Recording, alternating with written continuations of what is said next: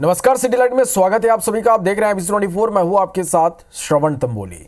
Bulletin की शुरुआत करते हैं बड़ी खबर के साथ। रायपुर में अवैध कबाड़ का सबसे बड़ा काम करने वाले सलीम कबाड़ी के यार्ड में गौ तस्करी से जुड़े सनसनीखेज और चौंकाने वाले तथ्य मिले हैं। सरकारी जमीन पर सलीम कबाड़ी के कब्जे को तोड़ने के दौरान यार्ड से एक ऐसे ट्रक मिले जिसमें गौ तस्करी के लिए बदलाव किए गए थे। यही नहीं, यार्ड किसी मिश्रा जी के नाम से संचालित था और उसमें खड़े ट्रकों में देवी देवताओं के नाम से ट्रांसपोर्ट का नाम दर्ज था। पुलिस के अनुसार सलीम कबाड़ी के बेटे और साथियों के खिलाफ मवेशी तस्करी के अपराध दर्ज किए गए।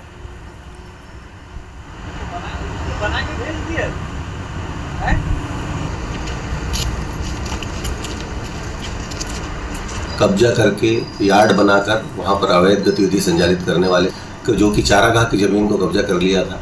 प्रशासन की टीम, पुलिस की टीम संयुक्त रूप से पहुंची, उसमें उसको हटाने की कार्रवाई किया है। इसमें ज्ञात हुआ था कि वहां पर कई अवैधानिक गतिविधियां संचालित की जाती हैं और भी साथी हैं, उनके बेटे हैं, रिश्तेदार हैं, उनके खिलाफ गौ तस्करी से संबंधित काफ़ी मामले विभिन्न थानों क्षेत्र में पेंडिंग हैं। और वहाँ पर विशेष प्रकार से बनी हुई ट्रकें खड़ी थी। ऐसा लग रहा था कि उससे कुछ अवैधानिक चीज़ें सप्लाई की जाती है, गौ तस्कर की जाती है, इस प्रकार से उसमें ज्ञात हुआ था और कुछ जगह पर हमको साक्ष्य मिले, तो इसमें कार्रवाई की जा रही है। महाराष्ट्र बॉर्डर से लेकर के दुर्ग, भिलाई, रायपुर तक, इधर उड़ीसा जाते तक मरी हुई गाय को भी तस्करी की जा रही है। मैं शासन प्रशासन को निवेदन करता हूं कि उस पर जांच करें, जांच पड़ताल करें और उस पर कार्रवाई करें। ये विष्णुदेव का सरकार है, ये सनातन की सरकार है, ये हिंदू की सरकार है, ये भारतीय जनता पार्टी की सरकार है। भोपाल में आबकारी टीम ने महंगी बोतल में सस्ती शराब भरकर फर्जी सील और स्टिकर लगाकर मोटी कमाई करने वाले गिरोह का पर्दाफाश किया है। विभाग ने करीब 3 लाख रुपए की शराब जब्त की। अवैध तरीके से सस्ती शराब बेचने वालों के खिलाफ यह बड़ी कार्रवाई है। बता दें कि विभाग को शराब की महंगी बोतलों में सस्ती शराब बेचने की लगातार शिकायतें मिल रही थी, जिसके बाद आबकारी विभाग ने कार्रवाई की। आरोपियों के साथ एक पुलिसकर्मी का बेटा भी इस गैंग में शामिल है। 4 आरोपियों को पुलिस ने गिरफ्तार कर लिया। पूछताछ में और बड़े खुलासे होने की संभावना जताई जा रही है। ये सारी बोतलें आपने अभी देखी और उसमें टेक्निकल आपने जो अंतर है वो भी आपने देखा, तो निश्चित रूप से ये एक तरह से कहीं ना कहीं हाई रेंज की एम्प्टी बॉटल्स में सस्ती शराब की रिफिलिंग करके बेचने का मामला है और इसमें 3 लोगों को धारा 34(2) के अंतर्गत गिरफ्तार कर न्यायालय में प्रस्तुत किया गया है। बड़ी खबर रायपुर से, जहां महादेव सट्टा ऐप से जुड़े 3 सटोरिये गिरफ्तार हुए हैं। बड़ी खबर है ये रायपुर से। पटना से गिरफ्तार किए गए 3 सटोरिये महादेव सट्टा ऐप पैनल से सट्टा यहां संचालित कर रहे थे और अब तक कुल 20 सटोरिये गिरफ्तार हो चुके हैं। 17 मोबाइल, लैपटॉप समेत 5 लाख का सामान जब्त किया गया है। साइबर सेल की यह बड़ी कार्रवाई है। तो रायपुर से खबर, महादेव सट्टा ऐप से जुड़े 3 सटोरिये गिरफ्तार हुए। पटना से गिरफ्तार 3 सटोरिये किए गए। महादेव सट्टा ऐप पैनल से सट्टा संचालित कर रहे थे और अब तक कुल 20 सटोरिये गिरफ्तार हुए। 17 मोबाइल, लैपटॉप समेत 5 लाख का सामान जब्त किया गया। साइबर सेल की यह बड़ी कार्रवाई है।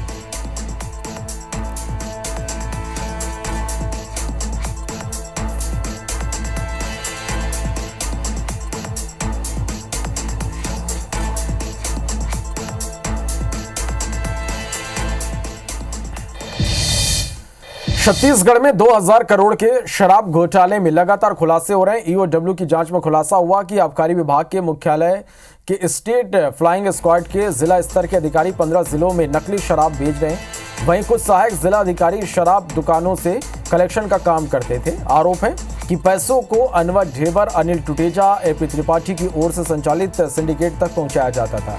इस कड़ी में ईओडब्ल्यू ने आबकारी विभाग के अधिकारी इकबाल और जनार्दन कौरव को गिरफ्तार कर बिठाकर लंबी पूछताछ की। इससे शराब की बॉटलिंग, ट्रांसपोर्टिंग, दुकानों में बिक्री और बिक्री से आने वाले पैसों के कलेक्शन को लेकर जानकारी मिली। सूत्रों की माने तो जल्द ही इस मामले में जिला स्तर के अधिकारियों की गिरफ्तारी हो सकती है। वहीं नकली होलोग्राम मामले में निजी कंपनी के स्टेट हेड दिलीप पांडे की गिरफ्तारी के बाद आबकारी विभाग भी कंपनी पर कार्रवाई करने वाला है। दिलीप पांडे की निशानदेही पर ईओडब्ल्यू ने कंपनी की ओर से संचालित प्रेस से हार्ड ड्राइव जब्त की, जिससे नकली होलोग्राम में छपने वाले सीरियल नंबर जारी किए जाते थे। इस कार्रवाई के बाद आबकारी विभाग प्रिज्म होलोग्राफिक का टेंडर रद्द करने वाली है। कंपनी को इस बात बाबत नोटिस भी जारी किया गया।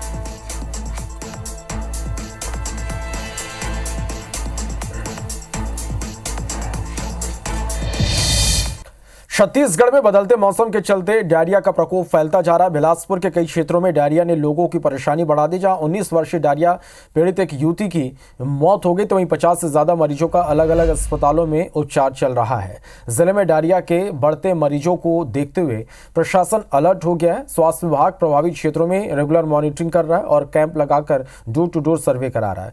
तो वहीं कवर्धा जिले के सोनवाही गाँव में डायरिया के कहर से 5 दिनों में 5 बैगा आदिवासियों की मौत से प्रशासन में हड़कंप है। 12 से अधिक लोग बीमार हैं, जिन्हें इलाज के लिए झलमला के अस्पताल में भर्ती कराया गया। ग्रामीणों ने डिप्टी सीएम विजय शर्मा को मामले की जानकारी दी। इसके बाद गुरुवार को प्रशासन ने डोर टू डोर सर्वे किया और पेयजल के साथ बीमार लोगों की जांच के लिए ब्लड सैंपल लिए।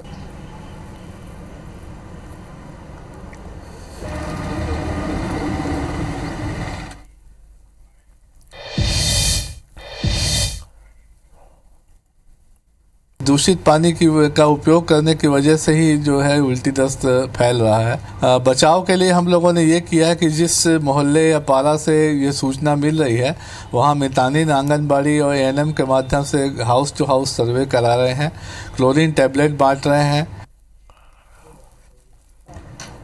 साथ में घर घर सर्वे कर रहे हैं।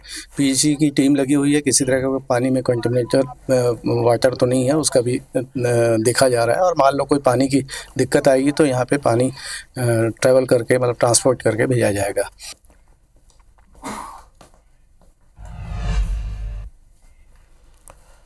छत्तीसगढ़ दौरे पर आए 16वें वित्त आयोग की टीम की गुरुवार को मंत्रालय में अहम बैठक हुई। इस बैठक के बाद आयोग की टीम ने पंचायती संस्थाएं, नगरीय निकाय और राजनीतिक दलों के जनप्रतिनिधियों से मुलाकात की और उनकी 16वें वित्त आयोग से अपेक्षाओं के बारे में जाना। देर शाम वित्त आयोग की टीम ने मीडिया से भी बातचीत की। वित्त आयोग के अध्यक्ष ने बताया कि पीएम मोदी की तरह प्रदेश के मुख्यमंत्री विष्णुदेव साय विकसित छत्तीसगढ़ का विजन रखते हैं। इसी आधार पर उन्होंने आयोग के सामने फंड की मांग रखी। उन्होंने कहा कि प्रेजेंटेशन के दौरान 2.5 दशक में प्रदेश के विकास को रखा गया, साथ ही स्वास्थ्य शिक्षा के क्षेत्र में कमियों को रेखांकित किया गया। हवाई रेलवे कनेक्टिविटी में पिछड़े होने का भी जिक्र हुआ। छत्तीसगढ़ प्रोड्यूसिंग स्टेट है, जीएसटी सिस्टम में उन्हें नुकसान हो रहा है, इसकी भरपाई पर चर्चा की गई। राज्य सरकार ने आबादी और एरिया मापदंड पर बदलाव का सुझाव दिया।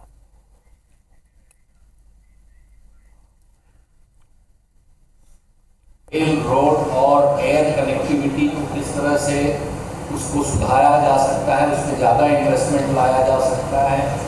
जीएसटी के मामले में क्या क्या कमियां हैं, किस तरह से वो त्रुटियां पूरी की जा सकती है, जो लॉसेस होते हैं तो उसकी भरपाई की जाए, किस तरह से भरपाई की जाए। इन बातों पे, विषयों पे चर्चा हुई।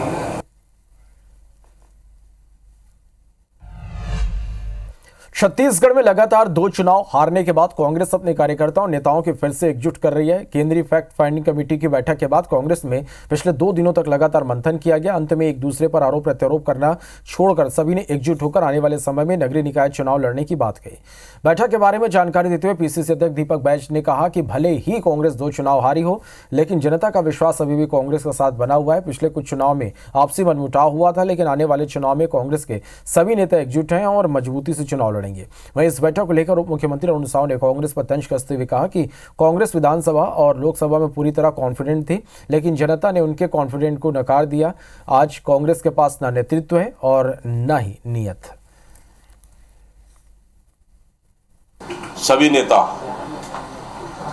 अपनी अपनी जिम्मेदारी संभालकर आने वाला समय में सरकार के खिलाफ लड़ाई लड़ेंगे और हमारी बैठक सकारात्मक रहा, बहुत जबरदस्त रहा। आने वाला समय में जल्द ही इसका परिणाम पूरे प्रदेश स्तर में देखने को भी मिलेगा। कांग्रेस तो कॉन्फिडेंट थी विधानसभा चुनाव में 72 पार, कांग्रेस कॉन्फिडेंट थी लोकसभा चुनाव में।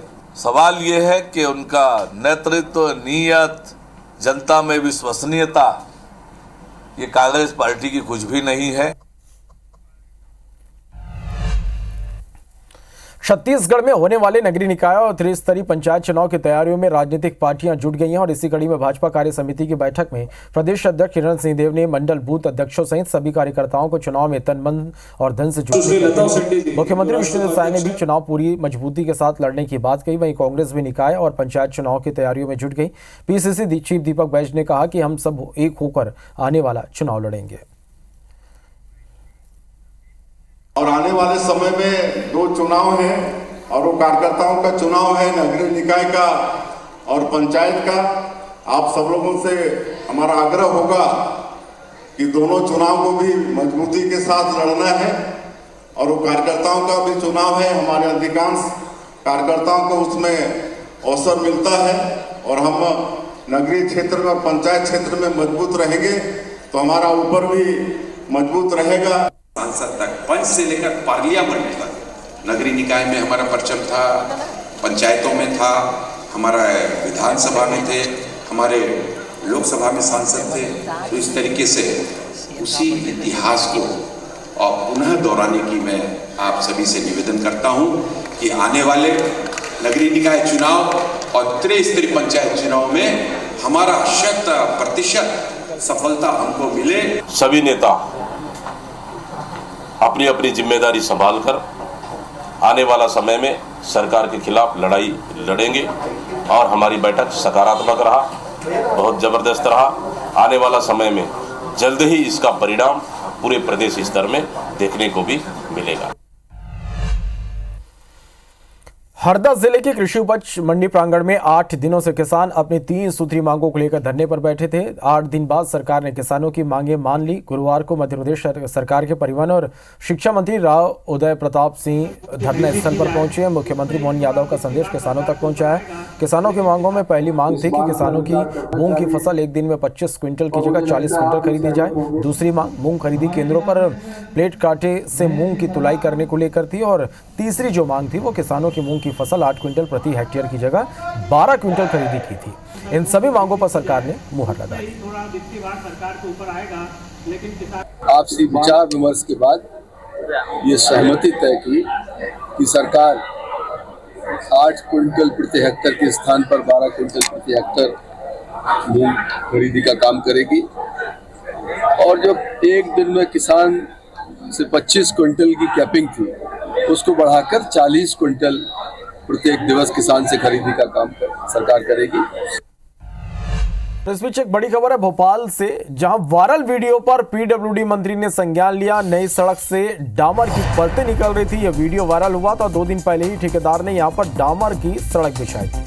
बरसिया के बावड़ी खार का यह वीडियो बताया जा रहा। पीडब्ल्यूडी मंत्री राकेश सिंह ने इस वीडियो पर संज्ञान लिया और कल ही जांच दल को मौके पर पहुंचने के निर्देश दिए हैं। जांच के बाद तत्काल कार्रवाई की बात भी कही जा रही है। तस्वीरें आप देखिए। भोपाल से बड़ी खबर है, इस वायरल वीडियो पर पीडब्ल्यूडी मंत्री ने संज्ञान लिया। नई सड़क से डामर की परतें निकल रही है। आपको बता दें कि सिर्फ 2 दिन पहले ही ठेकेदार ने यहां पर नई सड़क बनवाई थी। डामर इस सड़क पर बिछाया गया। बरसिया के बावड़ी खार का यह वीडियो बताया जा रहा। पीडब्ल्यूडी मंत्री राकेश सिंह ने इस वीडियो पर संज्ञान लिया। तस्वीरें आप भी देख रहे हैं। कल ही जांच दल को मौके पर पहुंचने के निर्देश दिए गए हैं और जांच के बाद तत्काल कार्रवाई की बात भी अब कही जा रही है। तो ये जो तस्वीरें आप देख पा रहे हैं, दरअसल ये वीडियो सोशल मीडिया पर वायरल हुआ। 2 दिन पहले ही इस सड़क को बनाया गया था। डामर की परतें इस पर बिछाई गई थी, लेकिन देखिए कितनी आसानी से ये डामर की परतें यहां से उखड़ रही है। ये वीडियो वायरल हुआ। पीडब्ल्यूडी मंत्री ने इस पूरे मामले पर संज्ञान लिया, इस वीडियो पर संज्ञान लिया और जांच दल को कल ही उन्होंने मौके पर भेजने की बात कही है।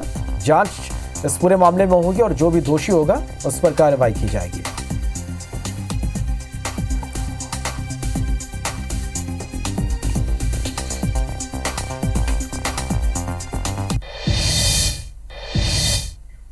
ग्वालियर नगर निगम परिषद की बैठक में जोरदार हंगामा देखने को मिला, जहां बीजेपी पार्षदों ने सभापति की आसंदी घेर ली।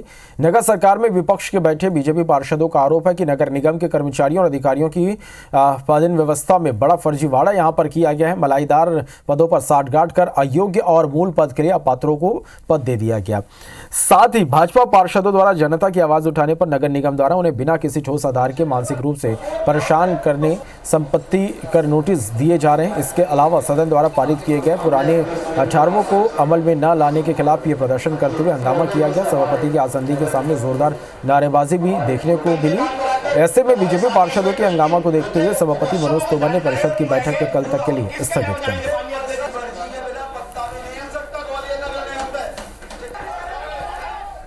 बाकी पार्षदों के पास नोटिस भेजे गए हैं। भाई ये नोटिस भेजते हैं किसके लिए भेजते हैं? केवल और केवल 2 नंबर की माल आने के लिए।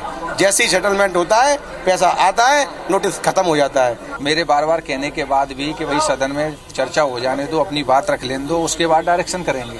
लेकिन उनका ये कहना था कि पहले कार्रवाई की जाए, पुराने ठहराव का पालन किया जाए, उसके बाद ही हम सदन चलने देंगे। तो पहले भी 2 बार शुरू में 5-5 मिनट के लिए स्थगित की गई, अभी बैठक कल तक के लिए स्थगित कर दी गई। जनता की मूलभूत समस्याओं का हम निराकरण नहीं करा पाएंगे। जनता के साथ अगर इस तरह की समस्याएं जो उनकी हैं उनका निराकरण नहीं होगा तो हमें कहीं भी जाने को तैयार है। शासन की भी गहरी नीति। अभी हमारे पार्षदों को नोटिस दिए गए तो जो डराने की व्यवस्था है ना, तो हो सकता है हमारे खिलाफ कार्रवाई हो जाए, जेल जाना पड़े, हम तैयार हैं जेल जाने के लिए। टारगेट मानकर नहीं चले, क्योंकि आपने भी देखा होगा नोटिस तो बरसों से प्रक्रिया चला रही हैं। कभी कोई मकान बनता है, कोई गिरता है, कोई बना होता है, ये जायज़ होता है तो कई शिकायतें करते हैं पड़ोसी, तो प्रकार हुआ है। तो नोटिस तो एक माध्यम है जिससे वो अपने कागज डॉक्यूमेंट उसको पेश करे, उससे स्पष्टीकरण हो जाए। हाँ, अगर कहीं जानबूझ के द्वेष भावना से अगर नोटिस किसी पार्षद को दिया है तो वो गलत है, ऐसे अधिकारियों पर कार्रवाई होनी चाहिए। इंदौर नगर निगम के नेता प्रतिपक्ष ने सत्ता पक्ष पर 90 करोड़ रुपए के घोटाले का आरोप लगाया। उन्होंने कहा कि 90 करोड़ के भुगतान वाली 174 फर्जी फाइल की मूल नस्ती गायब है। इंदौर नगर निगम के नेता प्रतिपक्ष चिंटू चौक से नगर निगम फर्जी बिल घोटाला मामले को लेकर मीडिया से रूबरू हुए। इस दौरान उन्होंने बताया कि अभी तक इंदौर पुलिस केवल 48 फाइल में 31 करोड़ के फर्जी भुगतान की जाँच कर रही है, जबकि 174 फर्जी फाइलों की मूल नस्ती पुलिस को प्राप्त नहीं हुई, जिसके कारण यह पूरा मामले की जाँच नहीं हो पा रही है। और इन 174 फर्जी फाइलों से 90 करोड़ रुपए का भुगतान होने के बाद भी नेता प्रतिपक्ष ने कही है। इसके साथ ही कांग्रेस ने पुलिस अधिकारी और रिटायर्ड जज को शामिल कर एक एसआईटी का गठन कर पूरे भुगतान की जांच की मांग की। हमारी जानकारी ये कहती है कि लगभग 90 करोड़ रुपए से ज़्यादा, मतलब 100 करोड़ रुपए के लगभग नगर निगम को चूना लगाया इन ठेकेदारों ने। लेकिन चूंकि नगर निगम ने 48 फाइलों की मूल नस्ती तो उपलब्ध करा दी, 174 फाइलें ऐसी हैं जो फर्जी फाइलें पुलिस के पास थी और पुलिस ने नगर निगम को वापस लौटा दी। बलौदाबाजार मामले में पूछताछ करने के लिए पुलिस ने विधायक देवेंद्र यादव को नोटिस भेजा। वहीं विधायक देवेंद्र सिंह नोटिस को लेकर हाई कोर्ट में पिटीशन दाखिल उन्होंने की। पिटीशन के बारे में जानकारी देते देवेंद्र यादव ने बताया कि उन्होंने मामले के सही तरीके से जांच कराने की मांग की। जो नोटिस मिला उसमें कहीं भी इस बात का उल्लेख नहीं है कि पूछताछ के लिए क्यों बुलाया जा रहा है। पिटीशन को लेकर न्यायालय का जो भी निर्णय होगा उसका पालन करेंगे। उच्च न्यायालय को पिटीशन दायर की है। न्यायालय से हमने ये गुहार की है कि इस पूरे प्रकरण की सही जांच होनी चाहिए। उस नोटिस में इस बातों का उल्लेख नहीं है कि किस लिए बुलाया गया है। न्यायालय का जैसा निर्णय रहेगा उसका पालन हम करेंगे। मोदी 3.0 में केंद्रीय मंत्री की कमान संभालने के बाद ज्योतिराज सिंधिया पहली बार इंदौर पहुंचे। इस दौरान उन्होंने दूरसंचार विभाग के विस्तार और तकनीक पर खुलकर चर्चा की। वहीं एक पेड़ मां के नाम अभियान में भी शामिल हुए।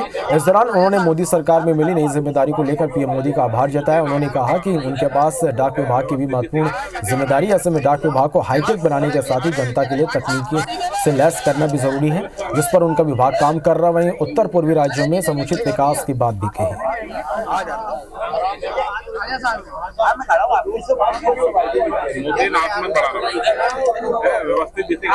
आज हमारे डाक केंद्रों को एक नई परिभाषा में जनता के समक्ष उपयुक्त रूप से हम लोग पेश करने की कोशिश कर रहे हैं। मैं मानता हूं कि विंडो टू द वर्ल्ड हमारा डाकघर होना चाहिए, दुनिया की खिड़की होनी चाहिए आम जनमानस के लिए।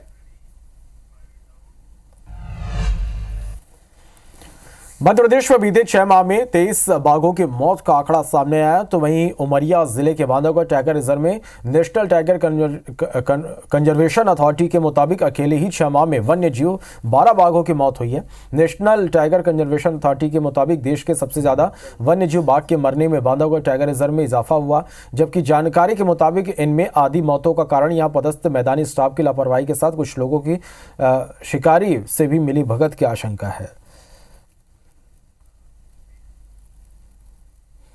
जब भी कोई ऐसी बाघ की मृत्यु होती है सारे प्रोटोकॉल का पालन करना होता है।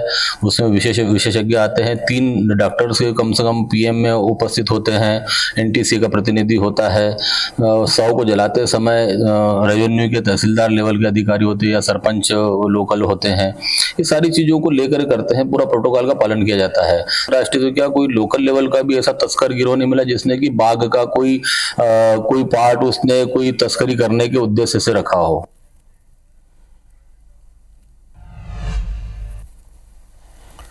और अब बात लगातार बढ़ती महंगाई की।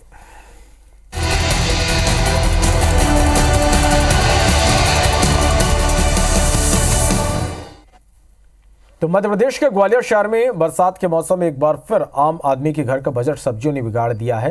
ग्वालियर में सब्जियों के दाम आसमान छू रहे हैं। जो टमाटर पिछले महीने 20-30 रुपए किलो बिक रहे थे वह अब 80 रुपए किलो बिक रहा है। ऐसा ही हाल हर सब्जी का है। ग्वालियर में सब्जी मंडी का जायजा लिया हमारे संवाददाता नासिर गौरी ने।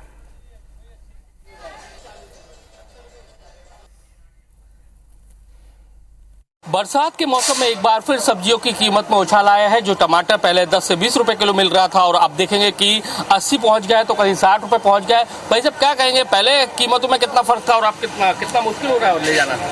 बहुत महंगाई बढ़ चुकी है, सब्जियों के दाम आसमान पर हैं। आम आदमी का जीवन बहुत मुश्किल से चल रहा है। पहले टमाटर 1-8 किलो ले जाते थे, आजकल आधा किलो या 1 पाव टमाटर लिया जा रहा है, इससे ज्यादा लिया ही नहीं जा सकता। और कितना सब्जियों की कीमत में फर्क आया है, कितना ले जा रहे हैं अब, कितना पहले? हम बहुत टाइम के बाद आए हैं, हमको 2-3 महीने हो गए। सब्जियां तो लेते ही होंगे? हाँ लेते हैं, पर फर्क तो है ना, अभी बहुत ज्यादा फर्क है। अभी टमाटर महंगे चल रहे हैं। भाई साहब क्या कहेंगे, कितना सब्जियों की कीमत में फर्क आया, कितना ले जा रहे हैं? जस्ट डबल का। जस्ट डबल का क्या? और किन सब्जियों की बात करें हम, कितना? सारी सब्जियां हैं साहब, कोई चीज सस्ती नहीं है आज की तारीख में। महंगाई अटूट महंगाई है। तो पहले क्या ऐसी पन्नी में लाया करते थे कि झोला लाया करते थे? झोला लाया करते थे, पन्नी की आदत हो गई, आदत हम ही ने खराब की है ये। क्या कहेंगे, पहले कितना ले जाया करते थे, अभी क्या स्थिति है? पहले सर जी कंडीशन होती थी कि जैसे 1 किलो टमाटर लेना होता था 1 किलो लेते थे, अब 250 ग्राम और आधा किलो लेना पड़ रहा है क्योंकि रेट ही इतने ज्यादा हो चुके हैं। क्या कहेंगे अंकल, कितना फर्क आया रेटों में और कितना मुश्किल है अब इतना? बहुत ज्यादा जो फर्क आया सब्जियों में, पहले जो सब्जी है 20-30 रुपए किलो होता है, आज की डेट में 100 रुपए किलो पे पहुंच रही है।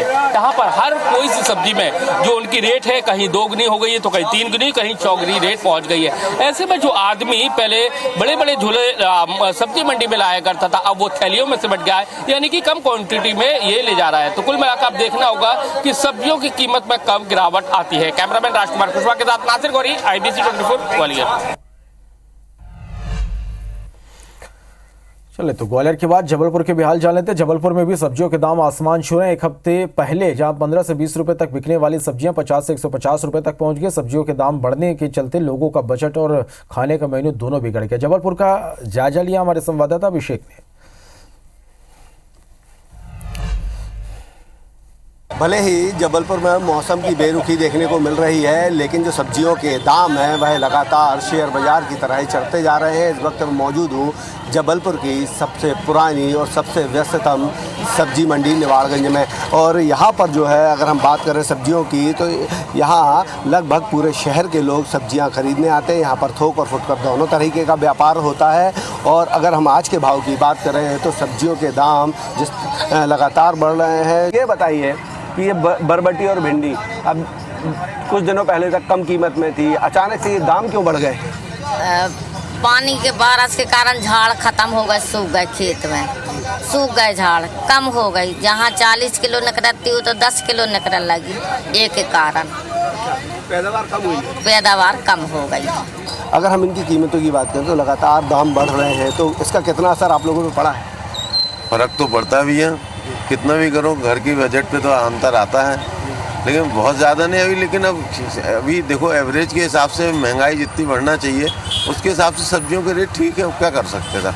कुछ चीज़ें हैं जो कि अनाप शनाप बढ़ गई हैं, लाइक टमाटर, बरबटी 80 रुपये बता रहे हैं। जिस तरीके से बेरुखी बनी हुई है जबलपुर में, मौसम की बारिश नहीं हो रही है, लगातार धूप खिली हुई है, इसकी वजह से सब्जियों के जो पेड़ पौधे हैं वो सूख गए हैं और इसलिए उनकी आवक कम हो गई है। और जब आवक कम हुई है तो इसकी वजह से जो रेट हैं वह लगातार बढ़ रहे हैं। कैमरामैन गणेश कर्मा के साथ अभिषेक शर्मा, IBC 24 जबलपुर।